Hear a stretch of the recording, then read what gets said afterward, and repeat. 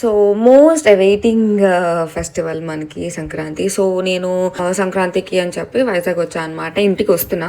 Actually 3 months ముందే నేను train ticket book చేసుకున్నాను. వందే భారత్ అనమాట. 3 months ముందు చేసుకున్నా. నాకు ఇంకేం ట్రైన్స్ దొరకలేదు.